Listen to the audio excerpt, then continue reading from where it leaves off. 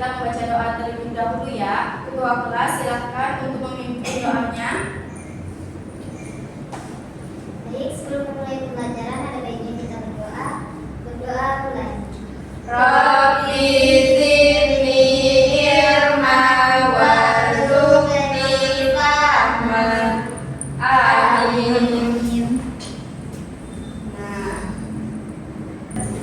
baiklah, sekarang Ibu absen dulu ya. Siapa yang tidak hadir? Reza Guru, Mobil, Tito. Oke, tiga laki-laki itu ya. Alfa Bu. Oke, Alfa.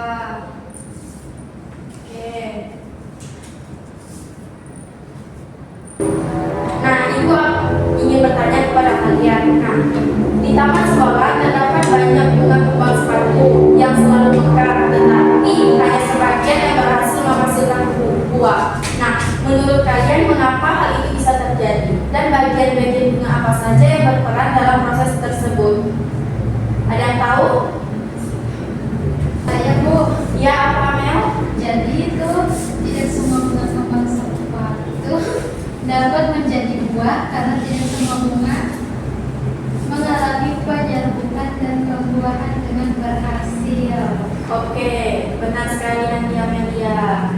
Jadi dapat saya simpulkan bahwa tidak semua bunga kembang sepatu dapat menjadi buah karena tidak semua bunga mengalami penyerbukan dan pembuahan yang berhasil. Nah, proses tersebut memerlukan perpindahan serbuk sari dari benang sari ke kepala putih. Nah, biasanya dibantu oleh angin atau serangga. Setelah pembuahan terjadi, maka buah akan berkembang menjadi buah dan bakal biji menjadi biji.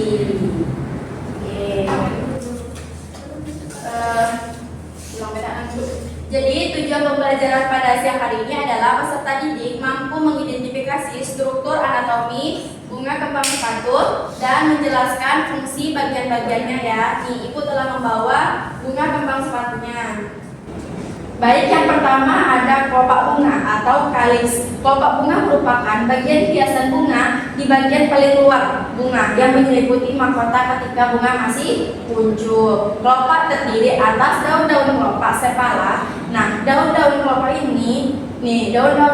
ini pada bunga dapat berdekatan satu sama lain atau terpisah. Nah, tampak pada bunga sepatu, kelopak bunganya itu berdekatan satu sama lain. Oke, anak-anak Ibu jadi tahu ya kelopak bunga itu pada kembang sepatu dia tampaknya di luar bunga. Baik, yang kedua ada mahkota bunga atau corolla. Nah, mahkota bunga adalah bagian hiasan bunga yang terdapat pada lingkaran dalam dan biasanya tidak berwarna hijau lagi. Warna bagian inilah yang biasanya merupakan warna bunga. Mahkota bunga terdiri atas sejumlah dan mahkota petala yang sama seperti halnya dengan daun-daun kelopak yang berlekatan dan tidak berlekatan. Jadi kelopak bunga pada kembang sepatu ini tidak berlekatan. Dia terdapat 5 mahkota, 1, 2, 3, 4, 5. Nah, kalau kelopak bunga itu di bawahnya nih ada 1, 2, 3, 4, 5 juga. Nah, dia mengikuti mahkota bunga ini. Tapi kalau kelopak bunga dia berlekatan. Kalau mahkota bunga dia terpisah-pisah. Ngerti anak-anak Ibu? Ngerti. Baik, selanjutnya ada benang sari atau stamen. Nah, sebelum kita memulai, apakah kalian tahu apa itu benang sari? Tahu Ibu. Apa? Alat kelamin jantan pada bunga. Oke, benar sekali. Beri tepuk tangannya untuk Suci. Nah, jadi benang sari merupakan alat kelamin jantan pada bunga. Benang sari terdiri atas kepala sari, berisi serbuk sari atau polen ya. Serbuk sari ini, yang kuning-kuning ini namanya serbuk sari atau polen. Yang terakhir ada tangkai sari nih. Tangkainya yang terdapat pada serbuk-serbuk kuning ini atau filamen. Nah, dan pendukung kepala sari ini. Struktur benang sari yaitu setiap benang sari memiliki tangkai sari dan puncaknya terdapat gumpalan kecil berwarna kuning yang disebut kepala sari. Nah, jadi tangkai sari biasanya berbentuk vertikal. Jadi paham kan alat kelamin jantan pada bunga kembang sepatu itu namanya benang sari. Oke, yang berwarna kuning ya. Baik, selanjutnya ada putik atau pistilum. Putik adalah alat kelamin betina pada bunga yang terdapat ditemukan satu atau beberapa putik di setiap bunga. Nah, putik terdiri atas 3 bagian, yaitu pertama ada kepala putik, yang kedua ada tangkai putik, dan yang ketiga ada bangkal buah. Bangkal buah itu ada di bawah dekat kelopak bunga ini. Nah, kepala putik atau stigma terletak persis di ujung tangkai putik. Nah, ia diselimuti bulu-bulu halus yang mengeluarkan bahan makanan dan zat perekat. Nih, coba kalian lihat di bunga kalian masing-masing, terdapat di dekat putiknya terdapat bulu-bulu halus, ya kan? Benar atau tidak? Benar, Ibu. Oke, bagus. Nah, itulah makanya dia disebut dengan kepala putik atau stigma. Pada ngerti kan sekarang? Yang pertama tadi ada kelopak bunga, yang kedua ada mahkota bunga, yang ketiga ada benang sari, ini yang kuning-kuning tadi yang telah Ibu jelaskan, yang keempat ada putik. Oke, paham kan? Paham, Ibu. Oke, selanjutnya ada tangkai bunga. Nah, tangkai bunga adalah bagian bunga yang masih jelas bersifat batang. Nih, bersifat batang kan dianya. Nah, padanya dia seringkali terdapat daun-daun nih peliharaan, yaitu bagian-bagian yang menyerupai daun berwarna hijau, seakan-akan merupakan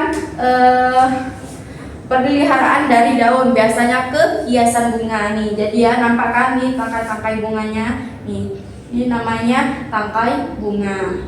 Oke. Selanjutnya ada dasar bunga nih. Dasar bunga tuh yang ini nih. Nih ya, ini dasar bunga. Dasar bunga adalah ujung tangkai yang seringkali melebar. Nah, dengan ruas-ruas yang amat pendek sehingga daun-daun yang telah mengalami metamorfosis menjadi bagian-bagian bunga yang duduk amat rapat satu sama lain. Bahkan biasanya tuh tempat duduknya seperti satu lingkaran. Oke, nih nampak kan dia kayak satu lingkaran ya tempat duduknya nih. Jadi di tangkai bunga terdapat pula dasar bunga, baru kelopak bunga, baru dia mahkota bunga. Oke, paham kan?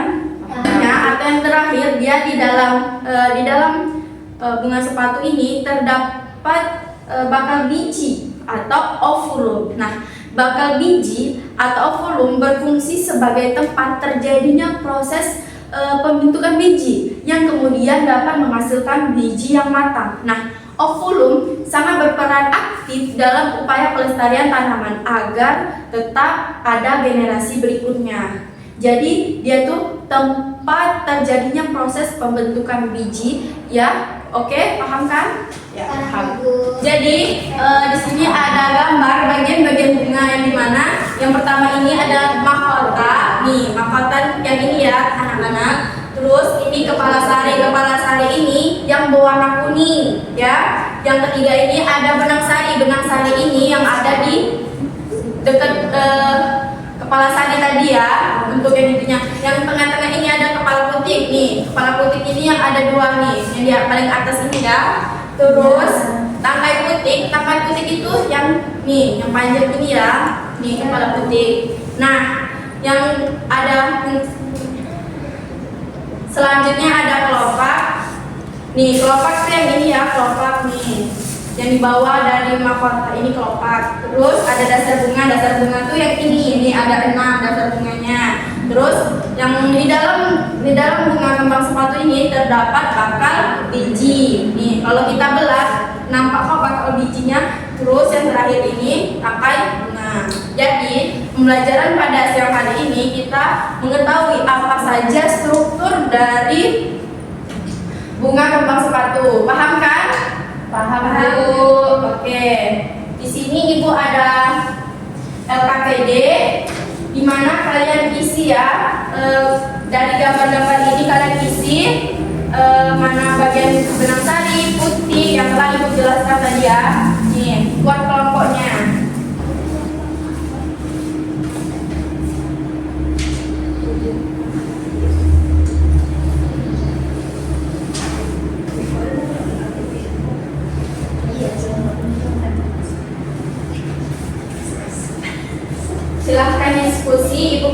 waktu 5 menit ya. Ya Bu. Nih, contoh bunganya ya. Boleh dibedah-bedah.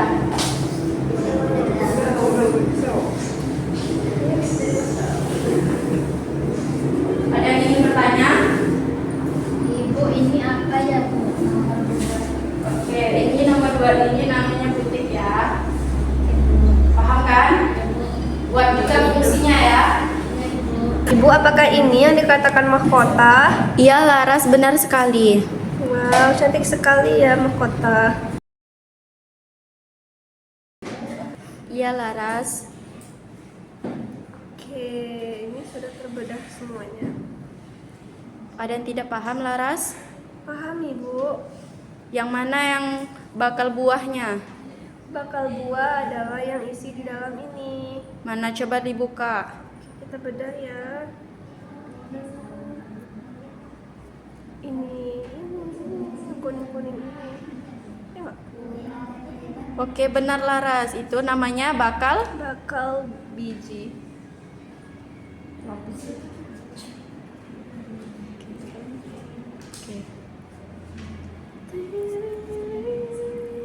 Oke, baik Ananda. Tadi telah Ibu kasih LKPD-nya. Baik, kelompok 1 silahkan maju untuk mempresentasikan hasil kerja kelompoknya. Baiklah, di sini hasil kelompok saya dari teman-teman saya. Yang pertama itu ada kelompok bunga, yaitu melindungi bunga saat masih kuncup. Yang kedua itu ada mahkota bunga, dia menarik serangga penyerbuk dengan warna dan aroma. Dan yang terakhir itu ada benang sari, dia itu menghasilkan serbuk sari sebagai alat kelamin jantan. Oke, benar sekali Laras. Jadi tepuk tangannya untuk kelompok Laras. Nah, selanjutnya kelompok Nurul, silahkan maju.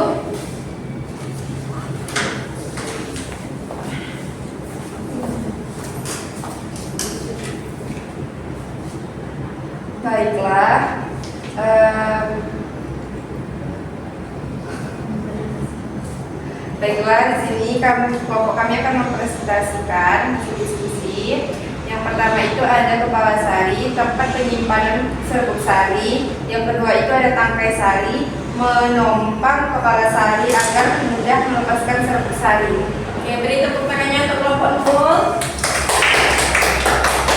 Nah, itu tadi yang telah kalian jelaskan fungsi dari setiap struktur anatomi bunga kembang sepatu. Apakah kalian paham ada materi siang hari ini? Paham Ibu.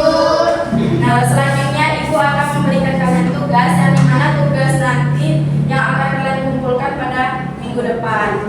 Buka di halaman 72, terdapat materi tentang sistem anatomi pada daun, yang dimana kalian akan mengidentifikasi daun ya, daun dari bunga kembang sepatu ini, oke? Ya Ibu.